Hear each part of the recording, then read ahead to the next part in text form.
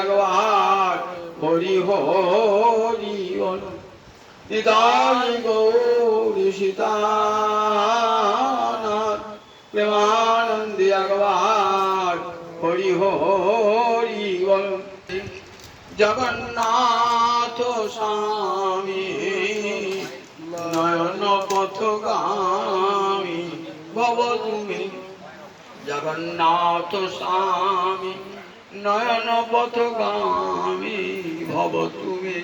তবে তো ভক্তবৃন্দের চরণে আমার কোটি কোটি দণ্ডবৎ প্রণিপাত। আজকে আমার বৈবাহিক মহাশয় এবং ব্যান ঠাকুরানীর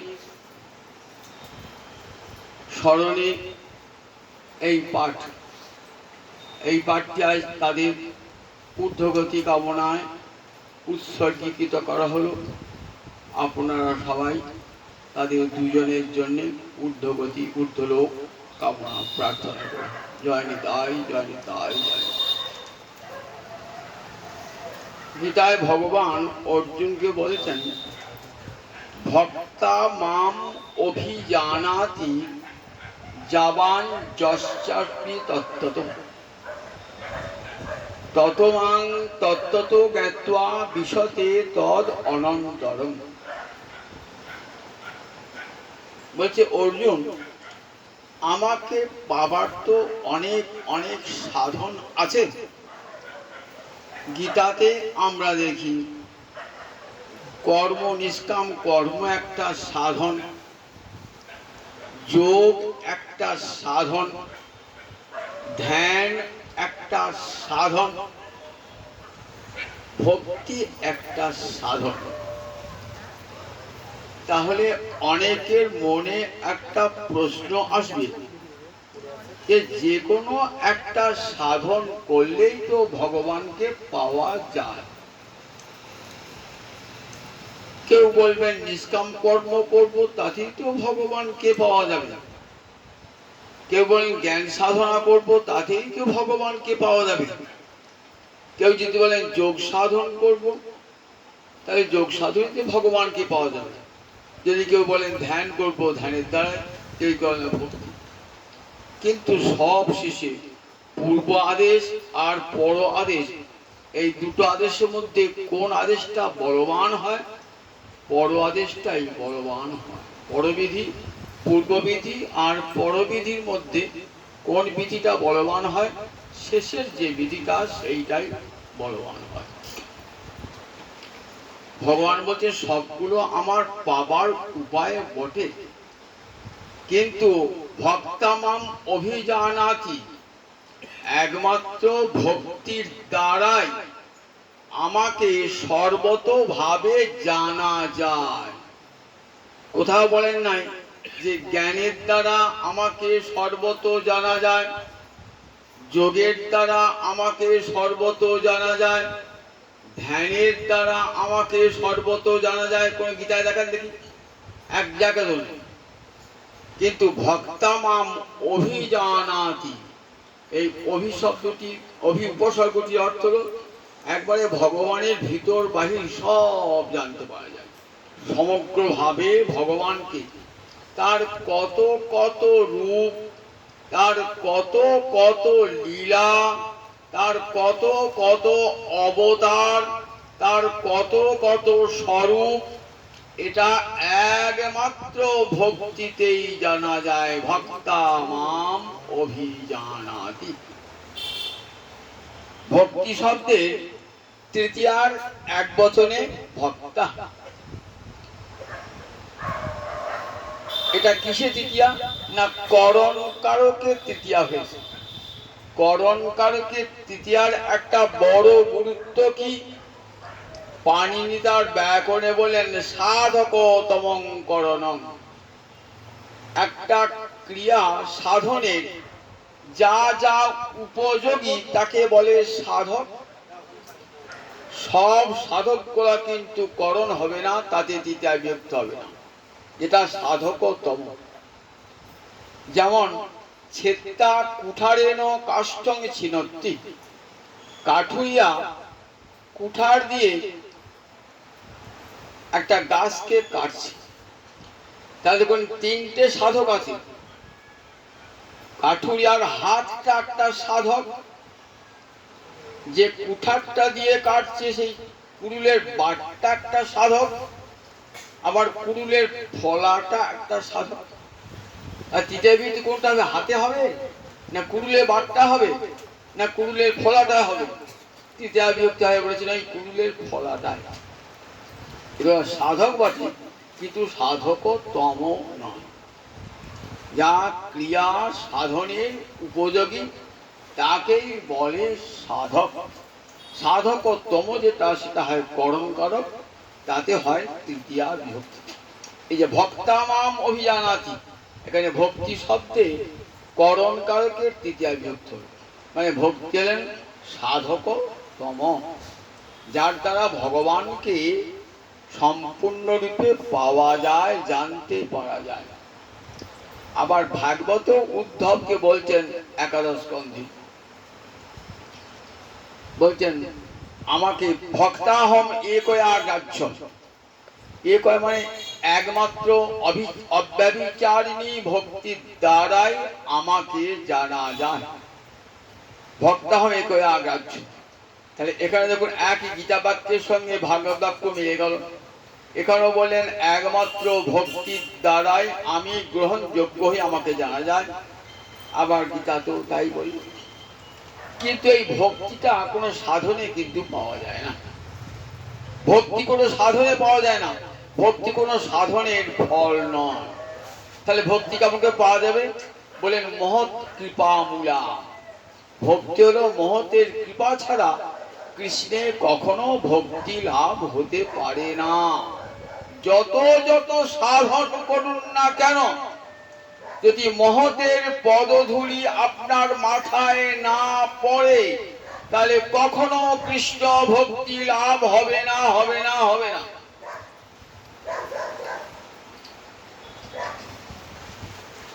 আমরা দেখি প্রহ্লাদ যখন বলছেন পিতাকে, প্রহ্লাদ পিতা হিরণ্যকশিপু বলছেন, তুই যে বলছিস সমস্ত বেদে এবং সর্বশাস্ত্রে হরি ভক্তি সার কথা, তার তোর এই যে দুজন গুরুদেব রয়েছে ষণ্ড এবং অমরকম, তাদের পিতা শুক্রাচার্য, তারা তো সব চতুর্বেদ অধ্যয়ন করেছে, বেদাঙ্গ অধ্যয়ন করেছে, দর্শন আদি শাস্ত্র অধ্যয়ন করেছে। কই তারা তো কোথাও বলেন নাই যে হরি ভক্তি সমস্ত বৈদিক শাস্ত্রের মূল কথা। 5 বছরের ছেলে প্রহ্লাদ, পিতা জিজ্ঞাসা করছেন তোর গুরুদেবরা জানে না তুই জানিস? তোর দুজন গুরুদেব সামনে ষণ্ড এবং অমর্ক, তাদের পিতা শুক্রাচার্য, তারা সমস্ত বৈদিক শাস্ত্রের সুনিপুণ। কই তারা তো কোনোদিনই বলে নাই যে সমস্ত বৈদিক শাস্ত্রে হরি ভক্তি সার কথা। তখন প্রহ্লাদ কি উত্তরটা দিচ্ছে না একবার শুনুন। একটা 5 বছরের ছেলে কি উত্তরটা দিচ্ছে শুনুন। নৈশাং মতিস্তাবৎ উরুক্রমাঙ্গি স্পৃশত অনর্থাপগম যদর্থ মহিয়সাং পাদ রজভিষেকং নিষ্কিঞ্চনাং ন বিনীত যাবৎ। পিতা, দুধে তো ঘি থাকে সবাই জানে, কিন্তু দুধ থেকে ঘি বার করতে পারে সবাই? দুধ থেকে ঘি তো সবাই বার করতে পারে না। দুধ থেকে কেমন করে ঘি বার করতে হয় সেটা জানতে হয়। শাস্ত্র সবাই পড়ে, জগতের সবাই শাস্ত্র কিছু না কিছু শাস্ত্র পড়ে। প্রত্যেকে দেখুন কিছু না কিছু শাস্ত্র জ্ঞান প্রত্যেকেরই আছে। অনেকেই লেখাপড়া অন্যান্য শাস্ত্র পড়েছেন, লেখাপড়া সবাই শিখেছে, কিন্তু হরিভক্তি সবার হবে না। বলেন নৈশাং মতিস্তাবৎ উরুক্রমাঙ্গি স্পৃশত। পিতা এদের এসাং মানে এদের আমার 2 গুরুপুত্র এবং গুরুদেবের মতি গোবিন্দের উরুক্রমাঙ্গি, উরুক্রমের অঙ্গি। উরুক্রম মানে গোবিন্দের একটা নাম উরুক্রম, কাল গোবিন্দের মধ্যে শুনিয়েছি। কৃষ্ণকে উরুক্রম বলা হয় কেন? উরু মানে বিশাল, ক্রম মানে পদবিক্ষেপ। বলিকে যখন দান চেয়েছিলেন, কৃপার ভূমি প্রার্থনা করলেন, তখন কত বড় পদক্ষেপ দেখালেন। একটা চরণ চলে গেল একেবারে স্বর্গলোক ভেদ করে, ব্রহ্মলোক ভেদ করে চলে গেল। তাহলে গোটা ঊর্ধ্বলোক দখল করে নিলে একটা চরণ, কত বড় পদক্ষেপ। একটা চরণ একবার রসাতল পর্যন্ত চলে গেল, সপ্ত পাতালকে আক্রমণ করল, গোটা দেহটা অন্তরিক্ষকে আচ্ছন্ন করল। নাভি দেশ থেকে তৃতীয় পদ বহির্গত হল। তাহলে গোবিন্দের পদবিক্ষেপ কেমন? বিশাল পদবিক্ষেপ। তাই গোবিন্দ একটা কি নাম? উরুক্রম। ঋগ্বেদে একটা সূক্ত আছে, তার নাম বিষ্ণু সূক্ত। সেই বিষ্ণু সূক্তে কি বলা আছে? সংন বিষ্ণু উরুক্রম। উরুক্রম বিষ্ণু আমাদিকে শান্তি দান করুন, আমাদের প্রতি মঙ্গলপ্রদ হোক। তাহলে বলছেন এই উরুক্রমের অঙ্গি মানে চরণ। এই উরুক্রমের চরণ মতি, মনটা স্পর্শ করতে পারে নাই। কেন স্পর্শ করতে পারে নাই? এরা এত বৈদিক শাস্ত্র পড়াশোনা করেছে, তথাপি এদের মাথাটা গোবিন্দ চরণ স্পর্শ করতে পারে নাই। যে চরণ স্পর্শ কি হতো? অনর্থাপগম যদর্থ। একবার মনটা যদি গোবিন্দ চরণারবিন্দে যেত, তাহলে সব অনর্থের অপগম হয়ে যেত, অর্থাৎ সব অনর্থ দূরীভূত হয়ে যেত। কৃষ্ণ চরণে যদি মতিটা একবার হতো, তাহলে সব অনর্থ দূরীভূত হয়ে যেত। কিন্তু কেন পিতা এদের মস্তক গোবিন্দ চরণ স্পর্শ করে নাই? মহিয়াসাং পাদ রজভিষেকং নিষ্কিঞ্চনানাং ন বিনীত যাবৎ। মহিয়াসে মানে মহৎ ব্যক্তিদের, পাদ রজ অভিষেকং। পাদ রজ মানে পায়ের ধুলা, অভিষেক মানে স্নান, গায়ে মাখা। মহতের পদধূলায় যদি সমস্ত দেহ আত্মা মন অভিষিক্ত না হয়, কাদের? কোন মহৎ বলে? নিষ্কিঞ্চনা নাম, যাদের কৃষ্ণ ছাড়া আর কিছুই না। নাস্তি কিঞ্চন যস্য কৃষ্ণ বিনা। কৃষ্ণ ছাড়াই কিছুই যাদের একমাত্র সম্পদ। কৃষ্ণ ছাড়া আর কোন সম্পদ যাদের নাই, সব সম্পদ ত্যাগ করেছে শুধু কৃষ্ণ পাবার জন্যে। তারা জগতে নিষ্কিঞ্চন সাধু। আমরা সব রেখে দিয়ে তবে গোবিন্দ ভজন করি, আর তারা সব ছেড়ে দিয়ে গোবিন্দ ভজন করছে। রূপ সনাতন শ্রীজীব দেখুন কত ছিল, আমাদের কিছুই নাই তাই ছাড়তে পারি না। আর কত ছিল বলুন দেখি একবার, তাদের জীবনীটা পড়ুন একবার। সব ছেড়ে নিষ্কিঞ্চন সাধু। হাতে করে ঝোলা নাই, কোনো বাটি ঘটি নাই যে কার কাছে খাবার চেয়ে নেবেন। হাতে যেটুকু পেলেন সেইটুকু চানা ভাজা, একটু মাঠা কি একটু মাখন খেয়ে দিন যাপন করেছেন। আর হা কৃষ্ণ বলে বৃন্দাবনে বলে বলে কেমন নিষ্কিঞ্চন সাধু দেখুন, নিষ্কিঞ্চন সাধু। এদের পদধূলি যদি মাথায় ঠেকে, তাহলে মনটা গোবিন্দ চরণ স্পর্শ করবে।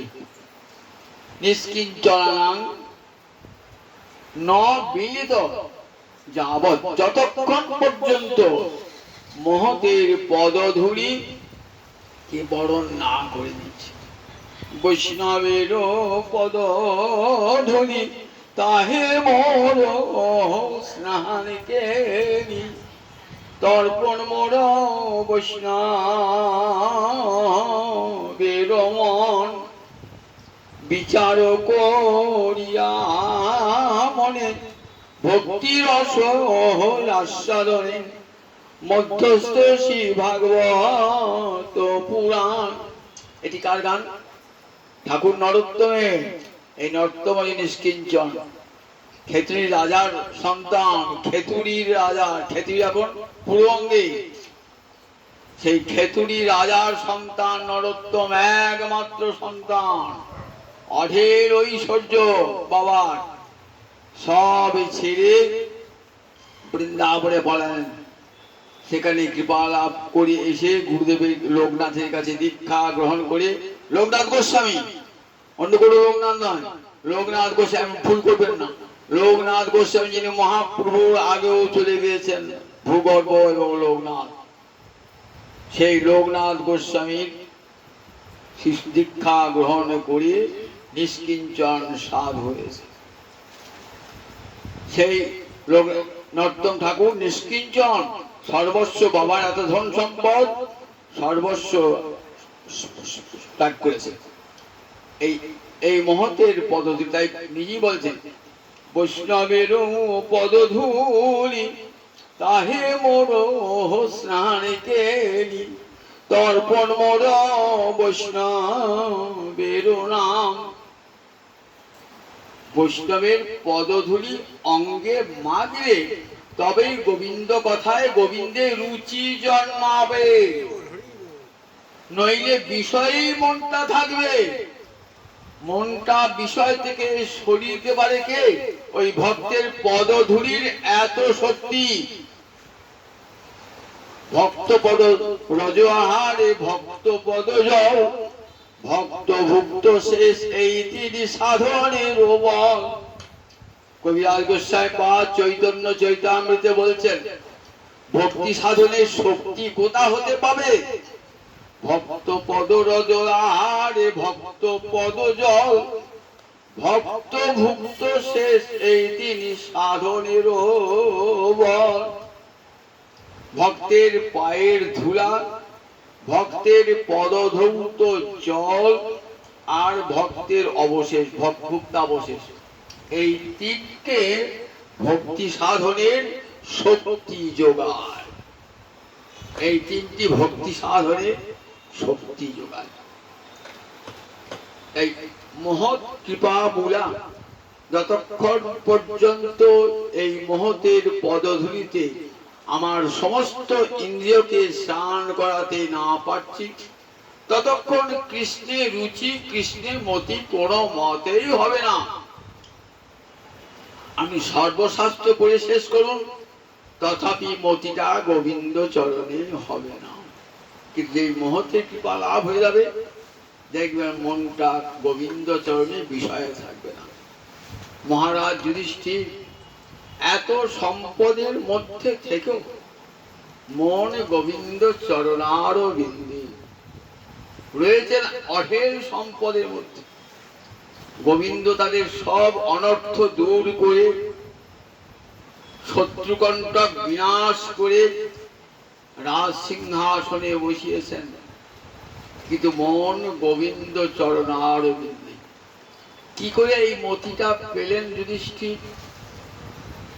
বলেন, দেখো, যুধিষ্ঠির মাথায় ছিল মহতের চরণ ধরি। যুধিষ্ঠিরকে প্রাক্তন সংস্কার নিয়ে এসেছেন, আবার অর্বাচীন সংস্কার, দুটোই পেয়েছেন যুধিষ্ঠির। প্রাক্তন সংস্কার নিয়ে এসেছেন, বলেন দেখো, এই যে বিদুর, বিদুরকে জানেন তো? বিদুর ছিলেন সাক্ষাৎ দ্বাদশ মহাজনের একজন। আমরা ভাগবতে বলি না, দ্বাদশ মহাজন মানে 12 জন কৃষ্ণ ভক্ত পৃথিবীতে, 12 জন যারা বৈষ্ণব ধর্ম কি জানে। কে কে সেই 12 জন? স্বয়ম্ভু, নারদ, শম্ভু, কুমার, কপিল, মনু, প্রহ্লাদ, জনক, ভীষ্ম, বলি, বয়া, সখী, বয়ম।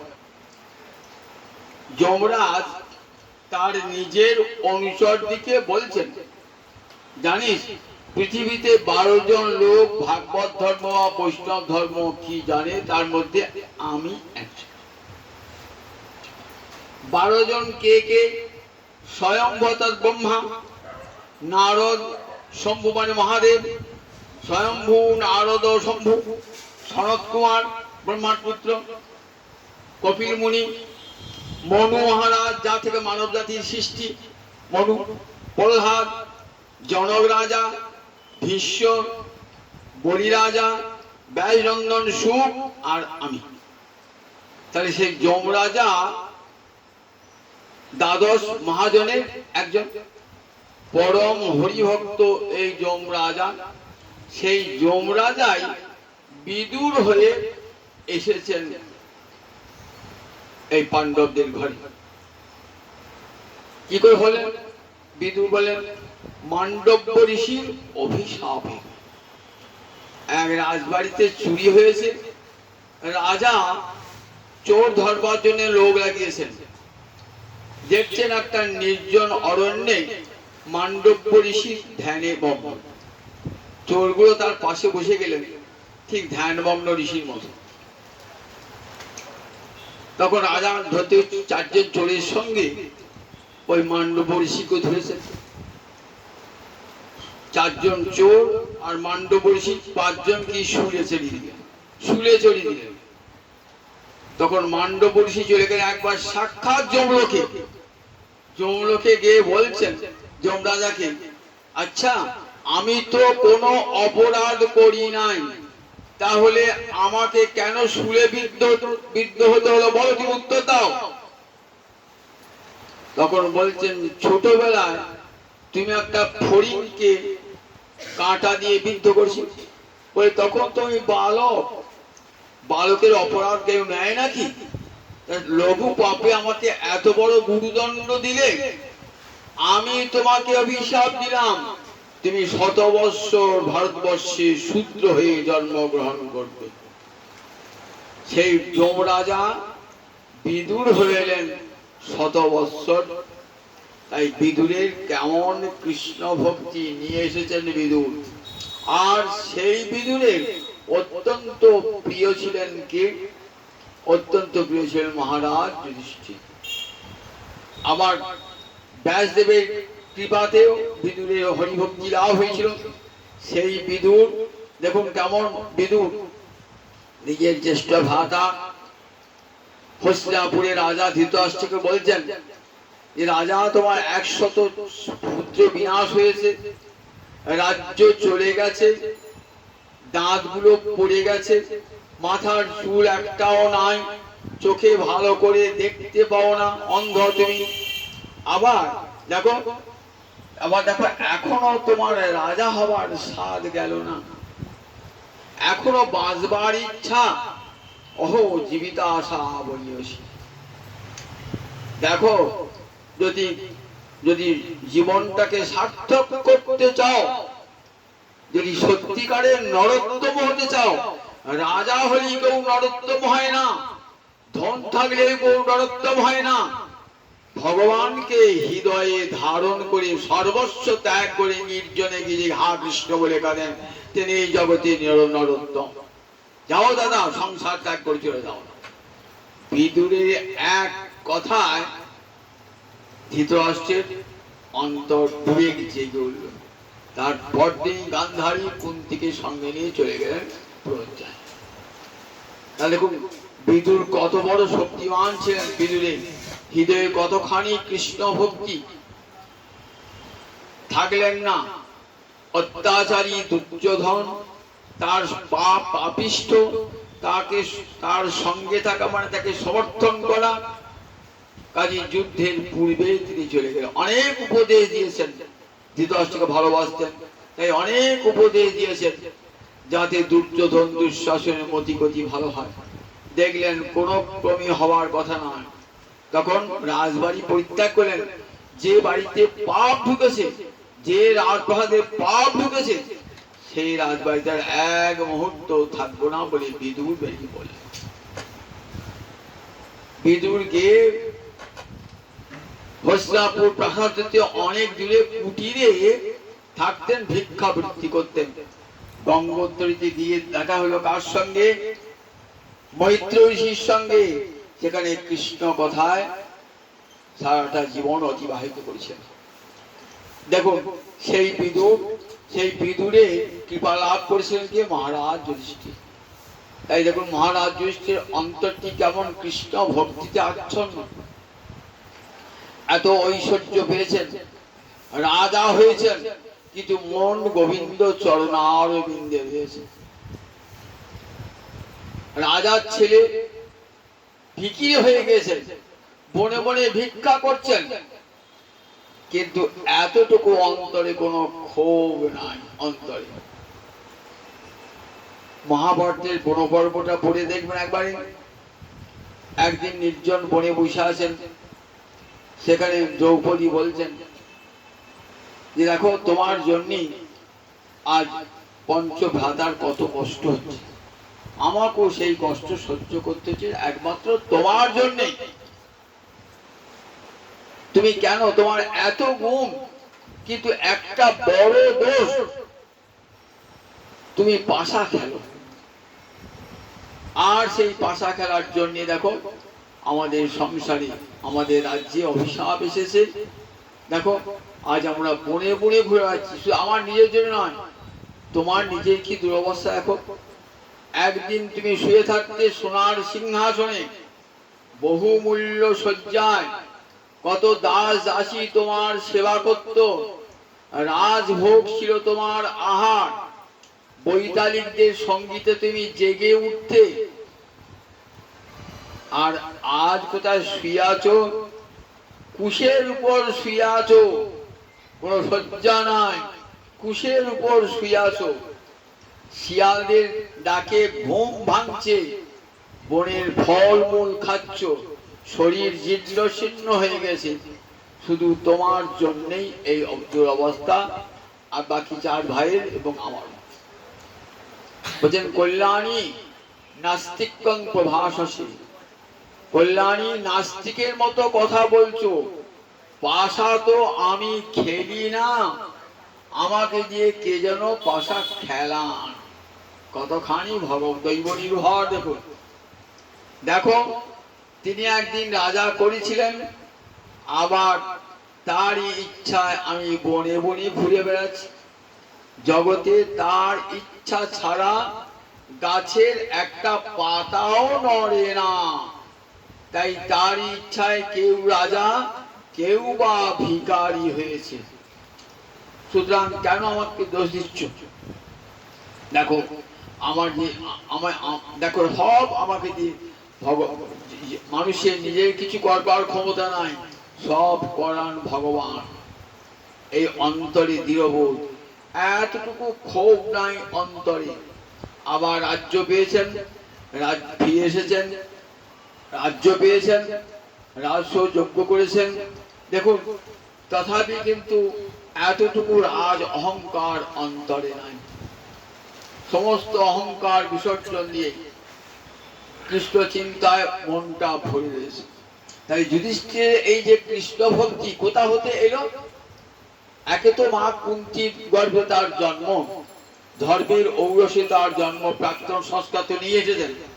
আবার অর্বাচীন দেখুন সংস্কার কেমন না, বিদুরের কৃপা লাভ, মহতের কৃপা লাভ, আর সেই কৃপা লাভে অন্তরটা কৃষ্ণ ভক্তিতে পূর্ণ হয়ে গেছে।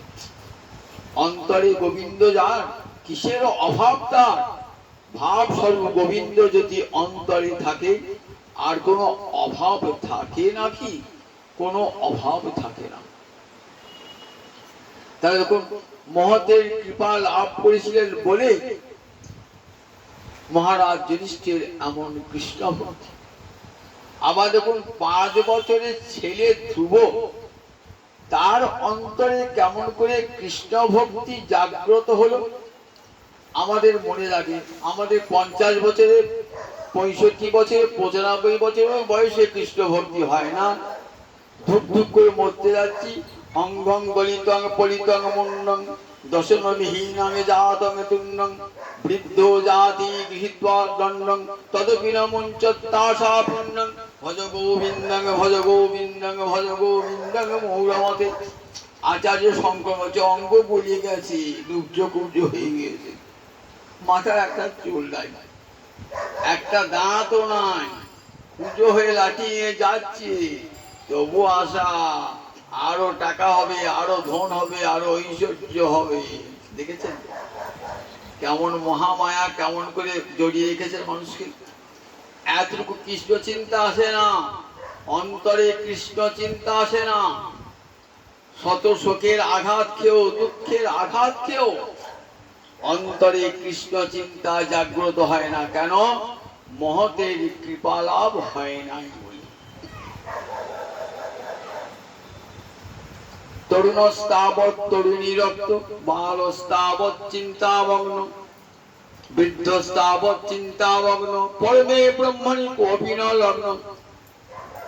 যুবকেরা যুবতীর প্রতি আসক্ত, বালস্তাবৎ ক্রীড়া আসক্ত, ছেলেরা খেলা আসক্ত, আর বুড়ো হয়ে কত চিন্তা।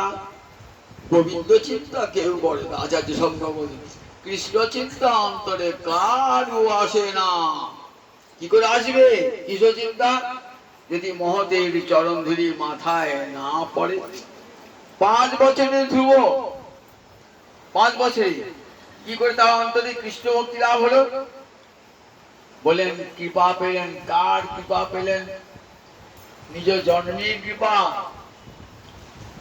মায়ের নাম ছিল সুনীতি, রাজা উদ্যানপাদের স্ত্রী। সুনীতি স্বামী পরিত্যক্তা, কিন্তু মনটি কৃষ্ণ ভক্তি হৃদয়টি পরিপূর্ণ। তারই ছেলে তো ধ্রুব।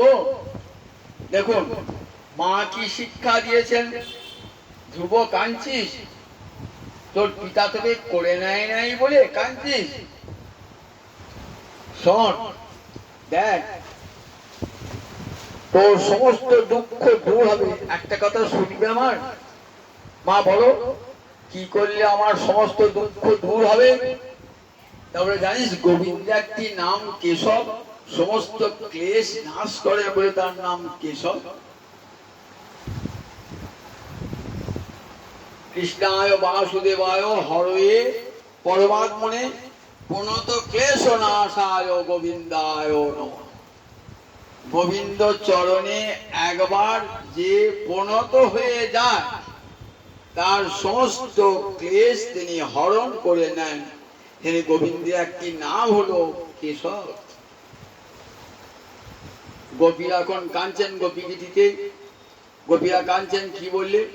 বলে প্রপন্নার্থী হর, প্রপন্নার্থী হর, প্রণত প্রণত প্রণত যোনি প্রণত দেহিনাং, প্রণত দেহি গণের দুঃখ নাশ করে তুমি। তোমার চরণে যারা প্রণত হয়ে যায় তাদের সমস্ত দুঃখ তুমি নাশ করো।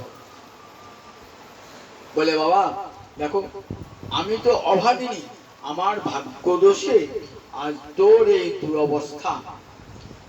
দেখ সমস্ত দৈব দুর্বিপাক, সমস্ত অনর্থ দূর হয়ে যাবে।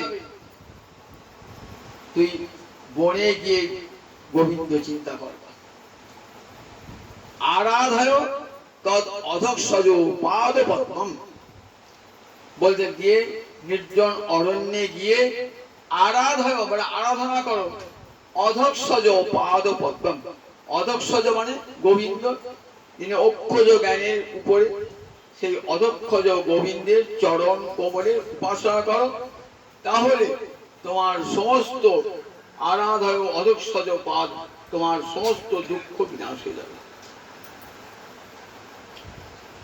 মায়ের কথা কি শুনে ধ্রুব চলে গেলেন কোথায়? কোথায় চলে গেলেন? একবারে মধুবনে। বৃন্দাবন একটা বন আছে, তার নাম জানেন? মধুবন। বৃন্দাবন একটা বনের নাম। দেখবেন ধ্রুবের তপস্যা ক্ষেত্র আছে সেখানে। ধ্রুবের তপস্যা ক্ষেত্র মধুবনে, ধ্রুবের তপস্যা ক্ষেত্র। 5 বছরের ছেলে তপস্যা করছে মধুবনেতে। তপস্যা কিছু জানেন? কিন্তু মায়ের কথাতে সে কাঁদছে, শুধু কৃষ্ণ বলে ডাকছে, আর কিছুই জানে না। হা কৃষ্ণ বলে সব খাওয়া দাওয়া ত্যাগ করে সে চোখের জলে ভাসছে।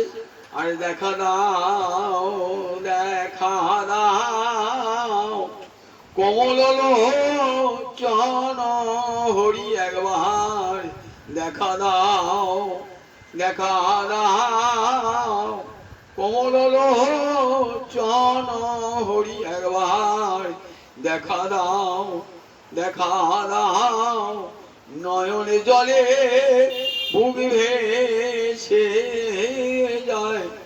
ধ্রুব বলে দেখা দাও, দেখা দাও। 5 বছর ছেলে দুরানে জলধারা, আর দেখা দাও দেখা দাও বলে কাঁদছে। গোবিন্দের আসন টলে উঠেছে, বৈকুণ্ঠের আসন টলে উঠেছে। স্বর্গে দেবতাদের স্বর্গ টলমল টলমল করছে একটা ছোট ছেলের তপস্যা। দেবরাজ ইন্দ্র ভাবছেন বোধহয় আমার গদি চলে গেল, ওই ছেলেটা মনে হয় ইন্দ্র হয়ে যাবে। গোবিন্দের কাছে গিয়েছেন, ওই ছেলেটা এত তপস্যা, আমাদের স্বর্গ কাঁপছে, টলমল টলমল করছে।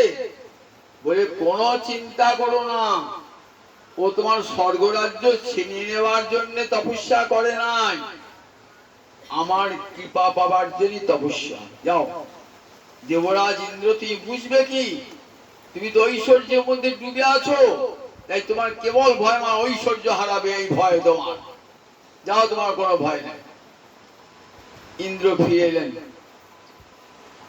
ভগবানের আসন চলে উঠেছে, কিন্তু ধ্রুবের তো দীক্ষা হয় নাই। অন্তর এখন তো কামনা বাসনা যায় না, অন্তর থেকে কামনা বাসনা। যতক্ষণ থেকে অন্তরে কামনা বাসনা থাকবে ততক্ষণ তো কৃষ্ণ প্রাপ্তি ঘটবে না। অন্তর হতে কামনা বাসনা দূরীভূত হলে তবেই কৃষ্ণ প্রাপ্তি ঘটবে, তার পূর্বে নয়। কামনা বাসনা চিত্তটাকে মলিন করে রেখে দেয়। মলিন স্থানে কোনো সাধু বসতে পারে? আপনার বাড়িতে একটা সাধু গিয়েছে, আপনি দেখছেন আমরা বারান্দাটা ধুলে ভর্তি, বসুন বসুন বলছেন, সাধুটা বসবে? বলে বসবো না, আমার কাপড়টা নোংরা হয়ে যাবে, ধুলো আছে কত, আপনি যদি ধুলোটা ঝেড়ে দেন তবে বসবে। গোবিন্দকে ডাকছেন তো, এসো এসো। কি করে যাব? তোমার হৃদয়টা যে এখনো মলিন, কামনা বাসনা মলিন হয়েছে, তাহলে দূর হবে কি করে? কে দূর করবেন? যাও দেবর্ষি নারদ, তুমি তো জগৎ গুরু, তুমি কে কৃপা করো। গুরু কৃপা না হলে পরে আমার কৃপা হবে না। দেবর্ষি নারদ চলে এলেন মধুবনে ধ্রুবের কাছে। গুরু তো একবারই দীক্ষা দেবেন না, কত পরীক্ষা নিরীক্ষা করে তবে গুরুদেব শিষ্যকে দীক্ষা দান করবেন। শিষ্য যেমন যাচাই করে গুরুর কাছে দীক্ষা গ্রহণ করবে, গুরুও তেমনি পরীক্ষা করে শিষ্যকে গ্রহণ করবে। এসে বলছেন, ধ্রুব 5 বছরের ছেলে তুমি, তোমার তপস্যার কি জানো? আর তপস্যা ব্রাহ্মণেরা করে, তুমি তো ক্ষত্রিয় সন্তান, তুমি তপস্যা করবে কেন? তোমাকে রাজ সিংহাসন কামড় করতে হবে, লড়াই করে সংগ্রাম করে নিতে হবে, তুমি যুদ্ধ বিদ্যা শেখো। আর এখন তোমার খেলাধুলা করো। কিন্তু ক্ষত্রিয় পুত্র তো এক রোখা, বলেন না, আমার মা বলেছেন গোবিন্দ চরণের উপাসনা করলে আমার সমস্ত দুঃখ বিনাশ হবে। আমি খেলাধুলাও করব না, আমি তপস্যা ক্ষেত্রতে উঠেও যাব না, দেখি গোবিন্দকে পাই কিনা। নারদ ভাবলেন উপযুক্ত শিষ্য পেয়েছি, যাও যমুনার জলে স্নান করে এসো, আমি তোমাকে কানে মন্ত্র দেব। যমুনার জলে স্নান করিলেন, দেবর্ষি নারদ দীক্ষা দান করলেন। দীক্ষা দান করার সঙ্গে সঙ্গে কি হলো? দিয়তে বিমলং জ্ঞানং ক্ষীয়তে পাপ পদ্ধতি। দীক্ষা মানে কি? দিয়তে বিমলং জ্ঞানং, গুরুদেব কৃপা করে হৃদয়ের মাঝে জ্ঞানের আলো জ্বালিয়ে দেন। কি করে? পাপে তো মলিন হয়ে আছে, জ্ঞানের আলো জ্বালালেও তো অন্ধকার ঘরটা আলোকিত হবে কেমন করে? বলেন গুরুদেব জ্ঞানের আলো জ্বালিয়ে দিয়ে ক্ষিয়তে পাপ পদ্ধতি, সমস্ত পাপের আধার দূর করে দেন শিষ্য। সব পাপের আধার দূর হয়ে গেছে, অন্তর নির্মল হয়েছে। গুরুদেবের এমন কৃপা, সেই গুরুদেবের কৃপাতে কি হয়েছে? গুরুদেবের কৃপাতে সমস্ত সুচন্দ্র কিরণে করুণা। গুরুদেব এমনই না, তার চন্দ্র যেমন তার কিরণ দিয়ে অন্ধকার দূর করে, তেমনি গুরু কৃপারূপ চন্দ্র কি করে? হৃদয়ের সব অন্ধকার হিয়ান তিমির বড় জ্ঞান সুচন্দ্র কিরণে করুণার। জয় জয় শ্রী গুরু প্রেম কলপতরু অদ্ভুত যাকো পরকাশ। এমনি হয়ে গুরুদেব প্রকাশ মূর্তি ধারণ করেন, হৃদয়ের সব অন্ধকার নাশ করে কৃষ্ণ ভক্তির আলো জেলে দেন শিষ্যের হৃদয়ে। এইবার কৃষ্ণ কৃপা পেতে আর দেরি হবে না, মহৎ কৃপা লাভ হয়ে গেছে। বিনা গুরু কৃপায় জগতে কে কৃষ্ণ পেয়েছে? এমন একটা উদাহরণ দেখান দেখি। গুরু কৃপা ছাড়া কখনো কৃষ্ণ কৃপা লাভ হয় না। যেই গুরুদেবের কৃপা লাভ হয়ে যায়, অতি সঙ্গে সঙ্গে গোবিন্দের কৃপাও লাভ হয়ে যায়। নারদ এসে যেই কানে মন্ত্রটি দিলেন না, অন্তরের সব আবিরতা মলিনতা দূরীভূত হয়ে গেল, অন্তর নির্মল হয়ে গেল, অন্তর নির্মল হয়ে গেল। গোবিন্দের চরণটি সার করো বলে গুরুদেব উপদেশ দান করলেন। যুগল ভজন করো, গোবিন্দের চরণ স্মরণ করো, এই তো গুরুদেব উপদেশ দান করেন। এইবার দেখুন, এইবার আর গোবিন্দ না এসে পড়েন। জগতের জ্ঞানীকে যেতে হবে, যোগীকে যেতে হবে, ধ্যানীকে যেতে হবে ধ্যানের মাধ্যমে, আর ভক্তকে যেতে হবে না, ভগবান ছুটে আসবেন আপনার কাছে। এমন সাধারণ জগৎ আছে, এমন সাধু জগৎ আছে যে আমি বসে যেখানে ভজন করবেন না কেন, হিমালয়ের গুহাতেই করুন আর জমালয়েই করুন আর নিজের বাড়িতে বসেই করুন, গোবিন্দ আপনার কাছে ছুটে চলে আসবে। আপনাকে যেতে হবে না কষ্ট করে, আপনাকে গোলকে বৈকুণ্ঠে যেতে হবে না কত কষ্ট করে, গোবিন্দ নিজে আসবে। সুখদেব বলছেন, মহারাজ সভৃত্য দিদিক্ষয়া, নিজের ভক্তকে দেখবার জন্য ভগবান মধুবনে এসে আবির্ভূত হলেন। মধুবন, সেই মধুবন বিখ্যাত আছে, বৃন্দাবনে গেলে পরে মধুবনটা দেখবেন, ধ্রুবের তপস্যা ক্ষেত্র, এখানে স্বয়ং গোবিন্দ এসে ধ্রুবকে দেখা দিয়েছিলেন। ধ্রুব তো চক্ষু মুদ্রিত করে গোবিন্দকে ধ্যান করছে, চোখ তো খোলে নাই, ধ্যানে চক্ষু মুদ্রিত, চোখ খুলছে না কেন? ভাবছেন চোখ খুলি তার গোবিন্দকে দেখতে হবো না।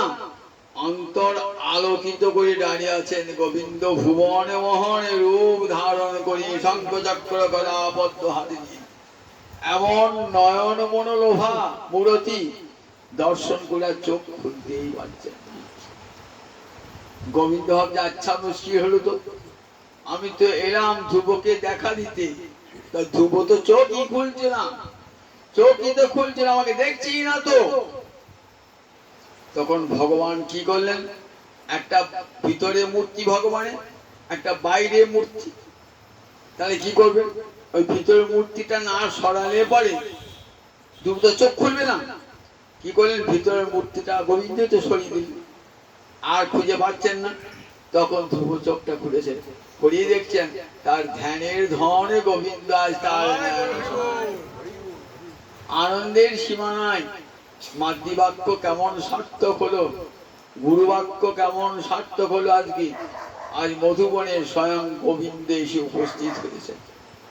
নয়ন মনোরোভা মূরতি শঙ্খচক্র, এইটি ধ্রুবের ভাষ্য। শঙ্খচক্র পদ্ম গদা পদ্মধারী ঐশ্বর্য মূর্তির উপাসক ছিলেন ধ্রুব। তাই এই মূর্তিতেই দেখা দিলেন শঙ্খচক্র গদা পদ্ম। ধ্রুব তো কথা বলতে জানে না, 5 বছরের ছেলে লেখাপড়া শেখে নাই, চলে এলো বনে। অবাক তো জানেই না, একবার মাঝেই বলেছে ছুটে চলে এসেছে তপস্যা করতে। কৃষ্ণ ভক্তের লেখাপড়া করতে হয় না, আপনা আপনি কৃষ্ণ ভক্তি জাগ্রত হইয়া মা সরস্বতী আপনা আপনি কৃপা করে। কিরকম দেখুন, ধ্রুবের অন্তরে জেগেছে যে আমি গোবিন্দকে স্তব করব, গোবিন্দকে স্তব করব। স্তব করতে গেলে তো ভাষা জ্ঞান দরকার, সে তো ভাষা জ্ঞান তার নাই। গোবিন্দ এখন কি করছেন, হাতে কি থাকে গোবিন্দের? শাঁখ থাকে।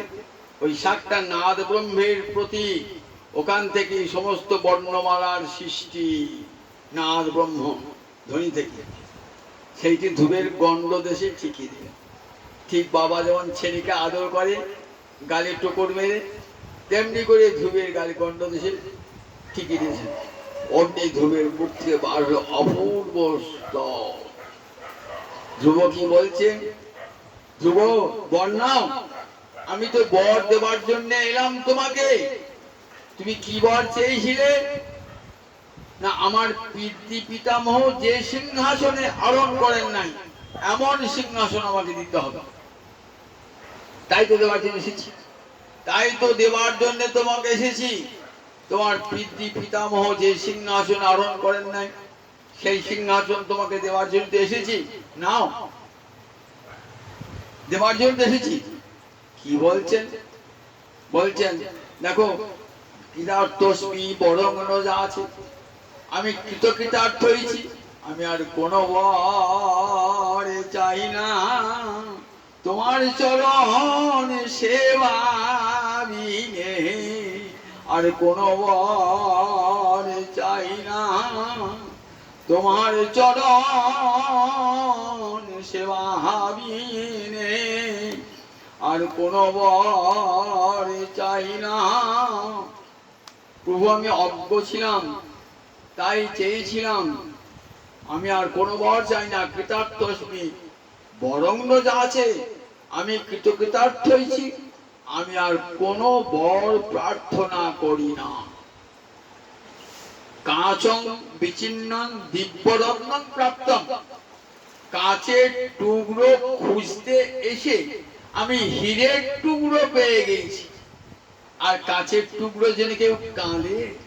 যদি রাস্তায় একটা হীরের টুকরো পায় তাহলে কাঁচের টুকরো যেন কেউ কাঁদবে নাকি? সামান্য পিতৃ পিতামহের সিংহাসন যে আমি পেয়ে গেলাম তোমার চরণ প্রভু। সুতরাং আর আমি কিছুই চাই না। কৃতার্থস্মি বরং যা আছে, আমাকে কোনো বর দিও না, আমি কোনো বর নেবো না। তাহলে আমি ফিরে যাবো শুধু শুধু, কোনো বর নেবে না? তা বলে হ্যাঁ, একটা বর আমাকে দাও। ভক্তি মোহ প্রবহতাং তৈবে প্রসঙ্গ মোহতাং অমলাশয়াত্মনা। বললে সেই সমস্ত মহৎ যাদের হৃদয়টা নির্মল হয়ে গেছে তোমার ভক্তিতে, যাদের অন্তরে ভক্তির স্রোত অবিরত প্রবাহিত হচ্ছে, সেই ভক্তজনের সঙ্গ যেন আমি লাভ করতে পারি। দেখেছেন ধ্রুবের কি প্রার্থনা? বলে আর কিছুই চাই না, টাকা পয়সা ধন দৌলত রাজ সিংহাসন কিছুই চাই না। ভক্তি মোহ প্রবহতাং তৈবে প্রসঙ্গ মোহতাং অমলাশয়াত্মনাং। অমলাশয় মানে নির্মল হৃদয় যাদের, সেই মহাত্মা যারা তোমার গুণকথায় তোমার কথায় যারা মত্ত হয়ে রয়েছে, সেই সাধুগণের সঙ্গ, যেখানে সবসময় হরিকথা হচ্ছে, সব সময় ভক্তির স্রোত বয়ে চলেছে, সেই সাধুজনের সঙ্গ যেন আমি লাভ করতে পারি জন্মে জন্মে, কোনো বর প্রার্থনা করি। দেখুন তাহলে মহৎ কৃপায় কেমন কৃষ্ণ ভক্তি লাভ হয়। আর সেই কৃষ্ণ ভক্তি লাভ হওয়ার সঙ্গে সঙ্গে দেখুন, যখন সমস্ত কামনা বাসনা আপনা আপনি তুচ্ছাতি তুচ্ছ হয়ে যায়, অন্তরে যদি একবার কৃষ্ণ ভক্তি জাগ্রত হয়ে যায়, জগতের সমস্ত ধন সম্পদ সব তুচ্ছ হয়ে যায়। গৌরহরি লীলার একটি কাহিনী দিয়ে আজকের পাঠ শেষ করব। আপনারা জানেন নবদ্বীপে এক ভক্ত ছিলেন, তার নাম শ্রীধর। সে খোলা বেচা, সে কি করত, সে নবদ্বীপের বাজারে সে কি বিস্ত থোড় মোচা কলা বিক্রি করত। আর মহাপ্রভু কি করতেন, বাজারে যেতেন তখন সন্ন্যাসী, তখন সংসার লীলা মহাপ্রভু নবদ্বীপে নিমাই পণ্ডিত বলে খ্যাত। প্রতিদিন বাজার যেতেন, বাজার গিয়ে শ্রীধরের কাছে ওই থোড় মোচা কলা কি করতেন, কখনো জোর করে নিতেন, কখনো সামান্য পয়সা দিতেন, কখনো বিনা পয়সা নিয়ে আসতেন। শ্রীধর বলছে, প্রভু এই নবদ্বীপের বাজারে তো কত পশারি রয়েছে, কেবল আমার কাছেই ঘুরে ঘুরে তুমি আসো কেন? বলছেন, শ্রীধর মোর যোগানিয়া প্রভু নাহি ছাড়ি আমি, আমার যে জন্ম জন্মের পশারি যোগানিয়া তাকে আমি কোনোদিনই ছাড়ি না। তুমি তো আমাকে চিনতে পারলে না, তুমি যে গঙ্গার সেবা করো সেই গঙ্গার বাপ আমি। যে গঙ্গার সেবা করছে না সেই গঙ্গার বাপ আমার চরণ থেকেই সেই গঙ্গা প্রবাহিত হয়েছে, গোবিন্দ চরণ হতে গঙ্গা প্রবাহিত, গোবিন্দ তো আমার গৌর হয়েছে। তখন বুঝতে পারত না, তখন গৌরহরির কথা বুঝতে পারতেন না, কানে আঙুল দিতেন। আজ মহাপ্রভু যখন শিবাসঙ্গনে 7 প্রহরিয়া ভাবে 21টি ঘন্টা ভগবত ভাবে রয়েছেন, কৃপা করছেন। বলছেন শ্রীধরকে ডাকো, আর শ্রীধরকে কৃপা করবে। শ্রীধরকে কেছেন, একটা থোড় কলা মোচা বিক্রি করছে, তিনি বড় চালে আটের মানুষ থাকতো, বড় ব্যবসায়ী হইতে চিনতে পারত। থোড় বেচে কলা বেচে তাকে আর কেছেন। আবার থাকে কেমন একটা মাটির ঘরে, ঘরের ছাউনি নাই, কিছুই নাই, একবেলা খেতে পায়, একবেলা খেতে পায় না, সারা রাত্রি হরিনাম করে, ওকার কে চিনবে? গ্রামের প্রান্তে থাকে। শ্রীধরকে শ্রীধরকে সব বলা বলে করছে, ডাকো শ্রীধরকে। তখন শিবার বেরিয়ে বললেন, কোথায় শ্রীধর, কোথায় শ্রীধর, কোথায় শ্রীধর? এসে গ্রামের আর তোমার নাম শ্রীধর? হ্যাঁ। ও বাবা, এ তো মাটির বাড়ি, কিছুই নাই, খড়ে চালে দেয়া খড় নাই, দিন রাত কেবল কৃষ্ণ কৃষ্ণ বলে কাঁদছি। তোমাকে ডাকছি। কে ডাকছে? আমার গৌর। বাবা রে, গৌরহরির কাছে যাবার ক্ষমতা আমার নাই, চলো যেতে হবে, আদেশ হয়েছে, আদেশ হয়েছে আমাকে দেখবার। আমি কি যেতে পারি? অত বড় পণ্ডিত, নিমাই পণ্ডিত, এত বড় খ্যাতিদার সারা ভারতবর্ষ, আমি পারবো না, যেতে পারবো না, আমি যাবো। চলো, যাবে না মানে? তখন ভক্ত করে একবার চ্যাং জগা তুলে নিয়ে এসেছে। যখন দেখছেন তখন কি দেখছেন, তখন আর গৌরকে দর্শন করছেন না, কি দেখছেন? কেমন করে ডাইরাসের ভগবান ত্রিভঙ্গ ভঙ্গি হয়ে হাতে মুরলী মুরলী ধারণ করেছেন, মোহন মুরলী, আর ত্রিভঙ্গ ভঙ্গি হাতে মোহন মুরলী দেখছেন। কৃষ্ণমূর্তি তাকিয়ে আছেন অবাক হয়ে। বলছেন, শ্রীধর তোমার অনেকদিন থোড় খেয়েছি, মোচা খেয়েছি, কলা খেয়েছি, কোনোদিন দাম দিয়েছি, কোনোদিন দিই নাই, আর সব দিয়ে দেবো, সুদে মূলে আসলে সব দিয়ে দেবো, যা পাওনা তোমার দিয়ে দেবো। কি নেবে বলো, যা চাইবে তাই দিব। স্বর্গের আধিপত্য চাও, রসাতলের আধিপত্য চাও, অনন্ত ঐশ্বর্য চাও? বলে আমি কিছুই চাই না। তাহলে কি চাও? দুনয়নে তখন জলধারা শ্রীধরে কি বলছেন, যে ব্রাহ্মণ পারিলেন মোর খোলা পাত, সেই ব্রাহ্মণ জন্মে জন্মে হোক মোর নাথ।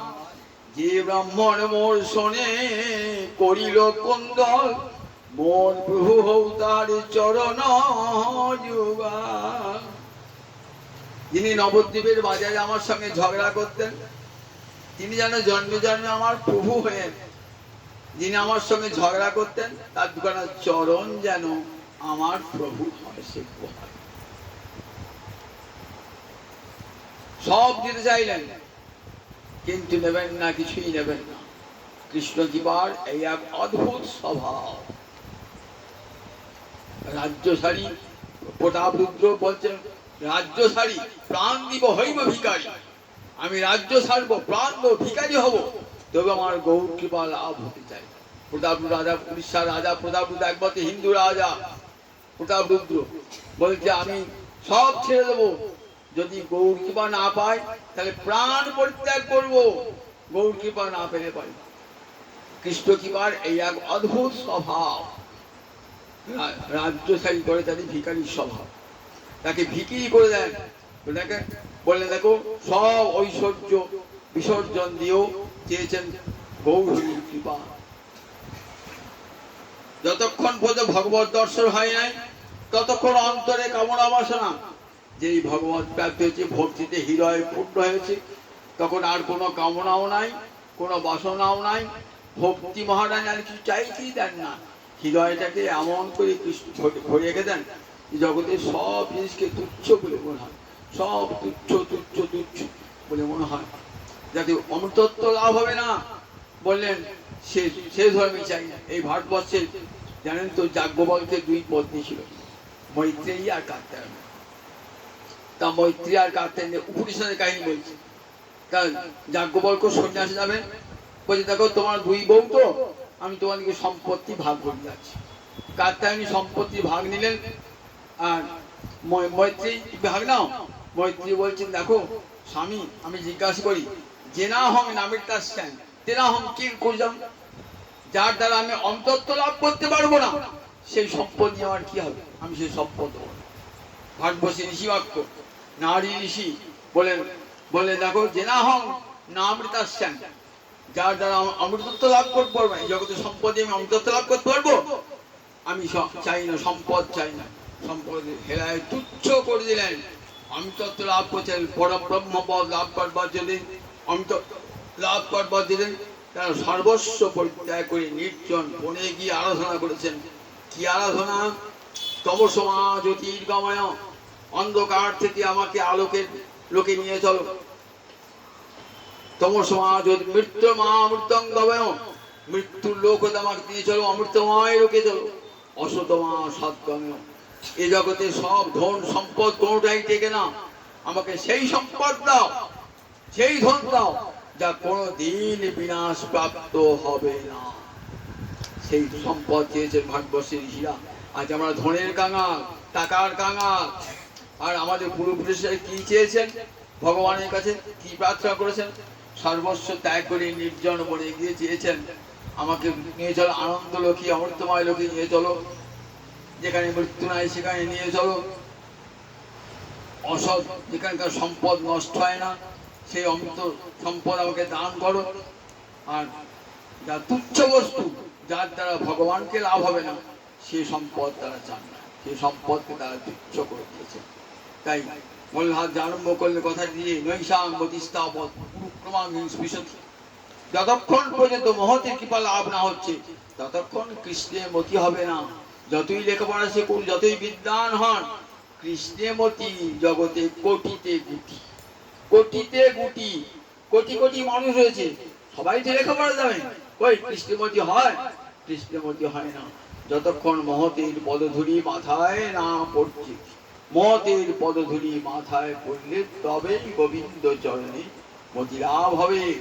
তাই আমার মহাপ্রভু করুণা করে যে জগৎকে এই ভক্তি ধর্ম দান করেছেন। বললেন দেখো মহতের কৃপা লাভ করে হরিভক্তের সঙ্গে বসে বসে হরিকথা শ্রবণ করো।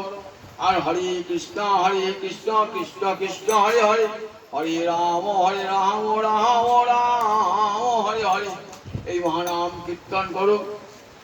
যদি মানব জীবনকে সার্থক করতে চাও তাহলে একটাই পথ, বলে দেখো ভক্তি ধনে ধনী হও, হরিভক্তির সঙ্গ করো, হরিকথা কান পেতে শোনো, মনটা ভগবান সংসারে থাকো, মন দিয়ে দাও ভগবান শ্রী হইতে। জয় নিতাই জয় নিতাই জয় নিতাই।